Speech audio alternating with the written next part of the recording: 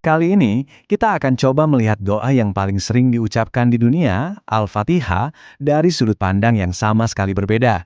Kita nggak akan bahas ini sebagai teks religius semata, tapi sebagai sebuah kelas master universal dalam seni berkomunikasi. Coba dipikirin, gimana sih cara kita memulai percakapan-percakapan paling krusial? Mau itu saat negosiasi gaji, ngobrol serius sama orang yang kita sayang, atau bahkan saat kita mencoba terhubung dengan sesuatu yang lebih besar dari diri kita. Momen pembuka itu menentukan segalanya kan? Nah, gimana kalau ternyata jawaban dari tantangan universal tadi sebetulnya tersembunyi di dalam sebuah teks pendek berisi 7 ayat? Yuk, kita bedah bareng surah Al-Fatihah, tapi kita kesampingkan dulu perspektif teologisnya. Kita akan lihat ini sebagai sebuah cetak biru komunikasi yang, wah, luar biasa brilian.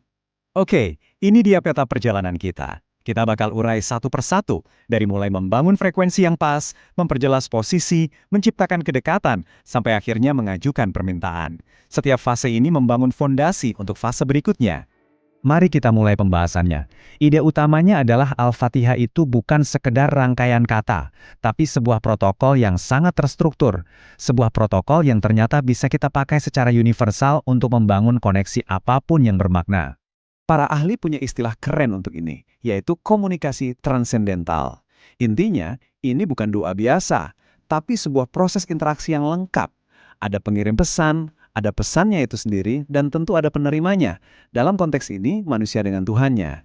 Nah, ini bagian yang paling wow menurut saya. Ada sebuah konsep dari hadis qudsi yang mengubah segalanya. Dikatakan bahwa, untuk setiap ayat yang kita ucapkan, ternyata ada jawaban langsung dari Tuhan. Ini langsung mengubah status doa dari sekedar permintaan sepihak menjadi sebuah percakapan dua arah yang hidup. Jadi, gimana protokol ini dimulai? Uniknya, bukan dengan langsung to the point minta sesuatu. Fase pertama ini justru fokus untuk mengatur suasana, membangun sebuah frekuensi positif sejak detik pertama. Kata kuncinya di sini adalah hamd atau pujian. Dan ini bukan basa-basi loh, ini adalah langkah yang sangat strategis. Dengan memulai pakai pujian yang tulus, kita membangun rasa aman dan optimisme.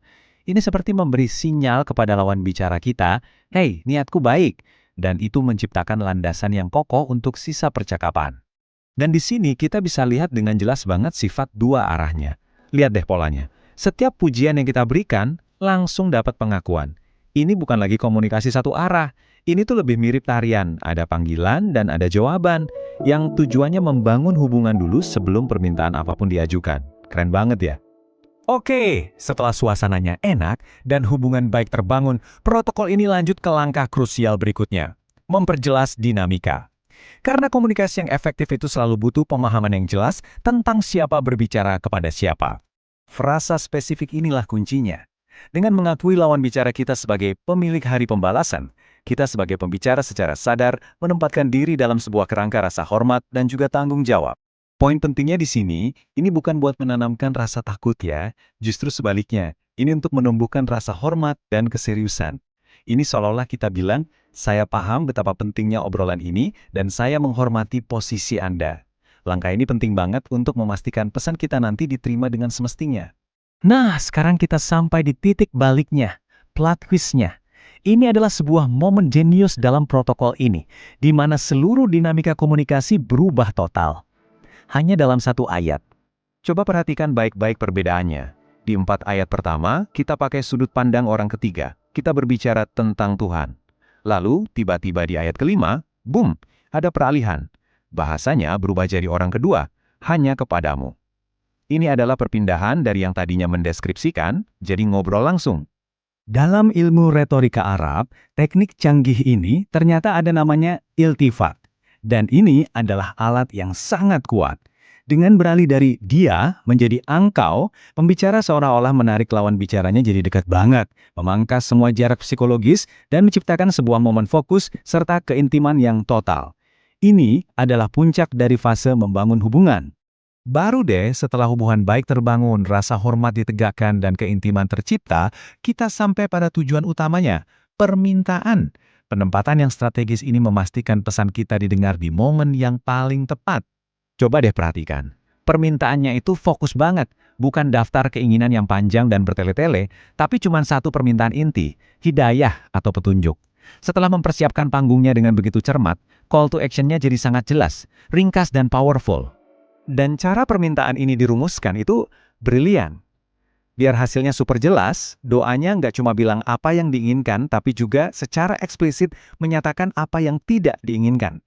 Ini adalah teknik komunikasi yang sangat kuat untuk menghilangkan ambiguitas dan mendefinisikan tujuan dengan presisi setajam silet. Jadi, setelah kita bongkar semua ini, apa nih pelajarannya buat kita? Gimana caranya kita bisa menggunakan cheat code komunikasi yang super canggih ini dalam kehidupan kita sehari-hari?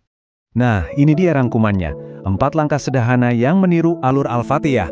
Mulai dengan apresiasi tulus, perjelas rasa hormat, pakai bahasa yang langsung untuk menciptakan koneksi, dan yang terakhir, sampaikan permintaan Anda dengan jelas dan fokus.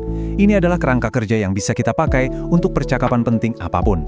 Ini pertanyaan buat kita renungkan bareng-bareng. Coba bayangkan rapat Anda berikutnya, obrolan dengan keluarga, atau bahkan dialog batin Anda sendiri.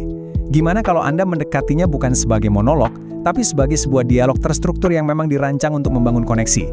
Hasilnya mungkin akan sangat mengejutkan Anda.